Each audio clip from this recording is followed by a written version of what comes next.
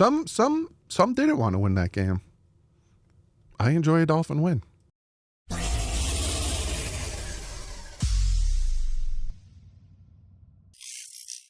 What is up, Finn fans? The Miami Dolphins game just ended, and they come away with a victory, 29-17. My dad's back.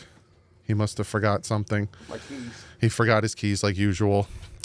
We're going to break down some stats here. I'll see you later, Dad. We'll look at Brock Purdy, 26 for 40, 313, 2 touchdowns, 1 interception. Beautiful interception from Cater Co, who he had a 95.1 passer rating. Brock Purdy was their leading rusher, 4 carries, 26 yards. Debo, 5 for 25. And then Patrick Taylor, 8 for 24. We shut down the run game. It was very nice to see. Leading receiver was George Kittle. We could not cover Kittle if our life depended on it. 8 catches for 106 yards, and then Debo 7 for 96 and a touchdown, as well as Sorbert 1 catch was the 1 touchdown for 2 yards because Duke Riley couldn't cover. Hey, guess how many sacks we had today? 0. We gave up 0 sacks today. Absolutely fantastic. You flip it over to the other side. Tua Tagovailoa, 22 for 34, 215, 1 touchdown, and 92.2 passer rating. Should have been 24 for 32 with 3 touchdowns. If Tyreek Hill puts some stick-em on his flip-flopping hands. 2 drop touchdowns from Tyreek Hill. But people will look at this stat line and say, oh, Tua played bad in this game. He only had 92. Oh, Tua. Devon Achane, 17 carries, 121 yards, and a touchdown, 7.1 yards a carry. That man went off. Raheem Mostert had 8 carries for 31 yards. Not bad there. Devon Achane, our leading receiver, 6 catches, 70 yards.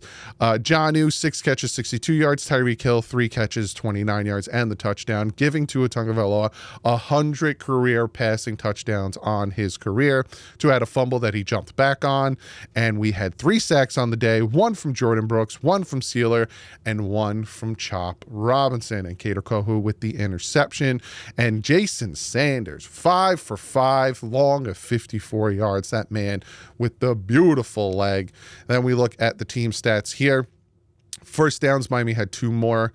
Third down efficiency, kind of the same. 49ers were 5 for 13. Dolphins were 4 for 12. Penalties.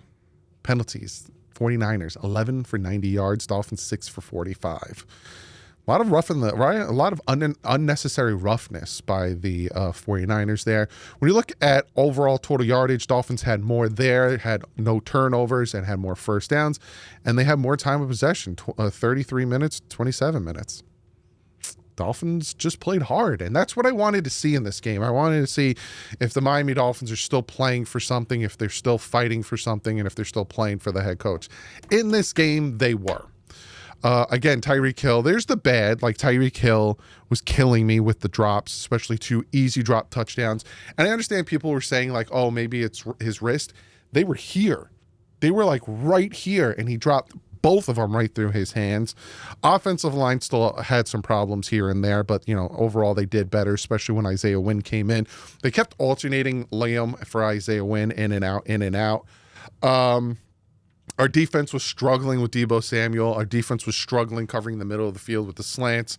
Same thing with Kittle, but they kind of clamped up at the end of the game. Again, Cater Kohu with a fantastic interception was great to see. Some of the play calling kind of head-scratching on some of the drives. Didn't punt a lot, though, which I was happy about. What else? Oh, the tackling. I got to talk about the tackling. There was good, but I got to talk about the tackling. Javon Holland. He was such a good player for us. I don't know what's going on with Javon Holland. You would think that in a contract year, he's going to want to play at his best to get a new contract. He played horrible this year, missing tackles left and right. There was one play for the touchdown where 3 defenders, Debo went through them all. Jordan Poyer, Javon Holland, and Jalen Ramsey just right through all 3 of them. Then there was a play where he threw a pass to Debo behind the line of scrimmage, and it was Brooks and it was Holland waiting for him, and he gets past him for 8 yards.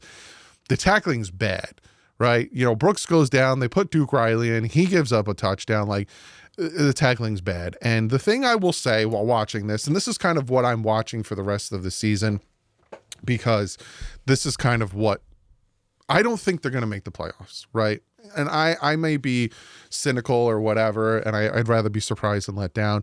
Tony Romo made a fascinating announcement, or said something fascinating on the broadcast, saying that all season the Colts have never won 3 games in a row, and the Dolphins need the Colts to just lose 1, and they also need Denver to win the next 2.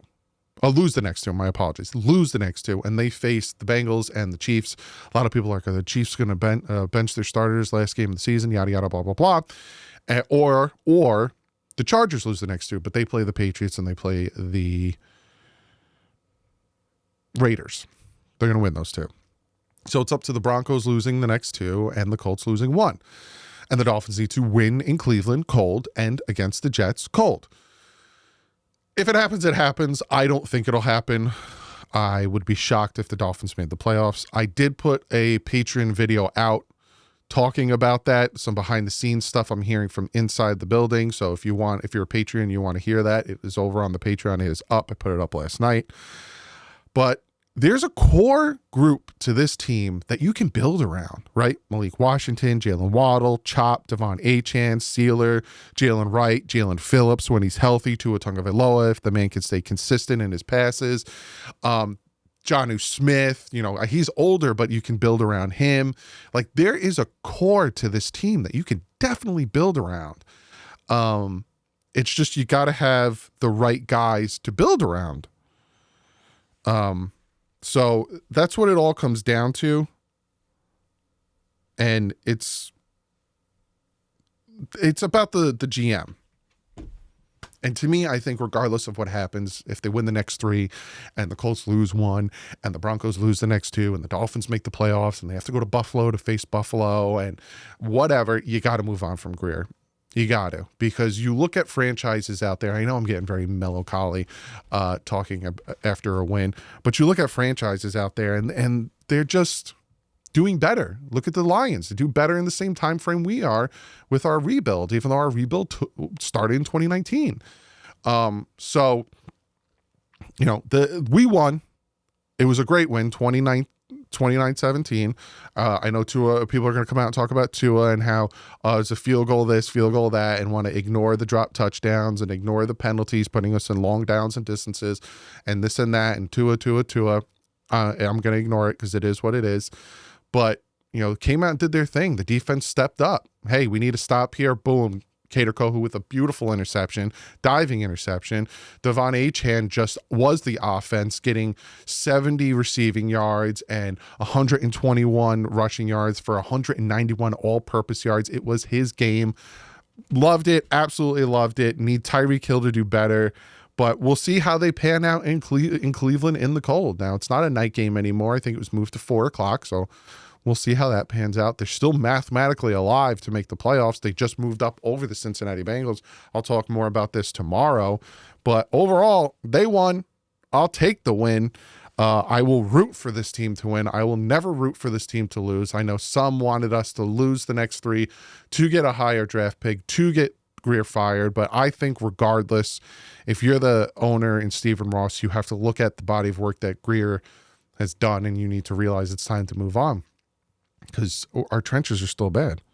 They're still 100% bad. So that's something that needs to be done and needs to be addressed. And, we need fresh eyes, because like I said, and I'll talk more about this tomorrow, we have a really good core of talented players here.